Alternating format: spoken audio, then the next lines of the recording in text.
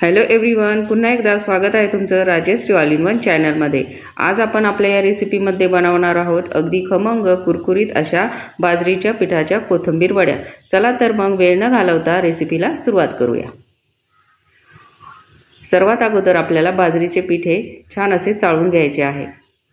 आवश्यकतेनुसार आणि अंदाजानुसारच आपल्याला हे पीठ घ्यायचे आहे। कोथिंबीर वडी ही स्वादिष्ट बनावी यासाठी इथे आपल्याला हिरवी मिरची, लसूण आणि जिरे यांचे वाटण तयार करून घ्यायचे आहे। मिक्सरला हे आपण बारीक असे वाटून घेणार आहोत। यानंतर पिठामध्ये मीठ, यानंतर हळद, धने पावडर आणि तयार केलेला ठेचा आणि एक पळी तेल आपण टाकून घेतलेले आहे। हे सर्व आता आपण छान मिक्स करून घेऊया।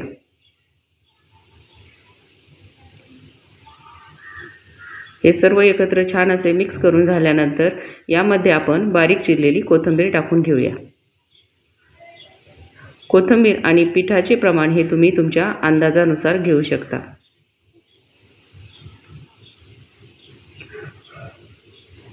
आता आपण हे छान असे मिक्स करून घेतलेले आहे। यानंतर थोडे थोडे पाणी टाकत आपल्याला याचा सैलसर असा उंडा तयार करून घ्यायचा आहे।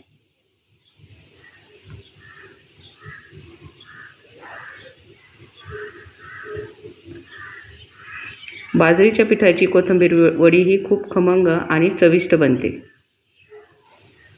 हे बघा, इथे मी हे पीठ थोडेसे सैलसरच असे मळून घेतलेले आहे। यानंतर आता आपण हे वाफवून घेणार आहोत। यासाठी चाळणीला तेल लावून घेतले आहे। हातावर थोडेसे तेल लावून या पिठाचा आपल्याला या पद्धतीने उंडा करून घ्यायचा आहे। मीडियम साईजचाच उंडा आपल्याला करून घ्यायचा आहे।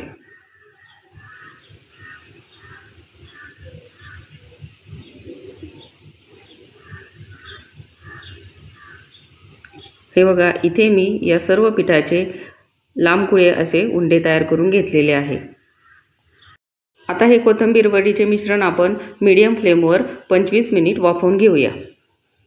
हे बघा, 25 मिनिट झालेले आहे आणि आपले या कोथिंबीर वड्याचे पीठ छान असे शिजलेले आहे। आता आपण ते काढून घेऊया आणि 10 मिनिट थंड होण्यास ठेवूया। आपले हे वड्यांचे पीठ छान असे थंड झालेले आहे। आता या सर्व वड्या आपण एका ताटामध्ये काढून घेऊया। या वाफवलेल्या वड्या तुम्ही अशाही खाऊ शकता, त्याही चवीला खूप छान लागतात। आता आपण या वड्या कट करून घेऊया। हे बघा, तुम्हाला पाहिजे त्या साईजच्या तुम्ही त्या कट करू शकता।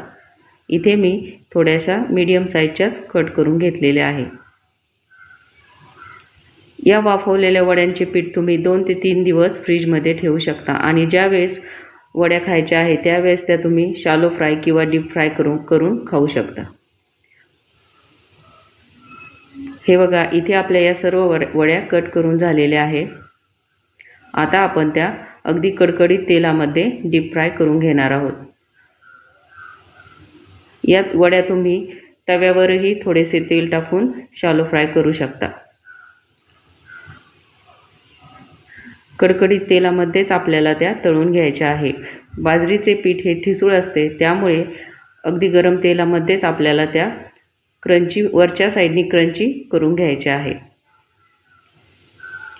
इथे आपल्या या वड्या तळून झालेल्या आहे। हे बघा, किती सुंदर आपल्या ह्या वड्या इथे तयार झालेल्या आहे। आता आपण त्या एका प्लेटमध्ये काढून घेऊया। हे बघा, इथे आपल्या बाजरीच्या कोथिंबीर वड्या तयार झालेल्या आहे। अगदी खमंग आणि कुरकुरीत अशा या वड्या तयार झालेल्या आहे। आता आपण त्या फोडून बघूया। हे बघा, बाहेरून एकदम कुरकुरीत आणि आतमधून अगदी सॉफ्ट अशी ही वडी तयार होते। तुम्हाला जर माझी ही रेसिपी आवडली असेल तर चॅनलला लाईक, शेअर आणि सबस्क्राईब करायला विसरू नका। पुन्हा भेटूया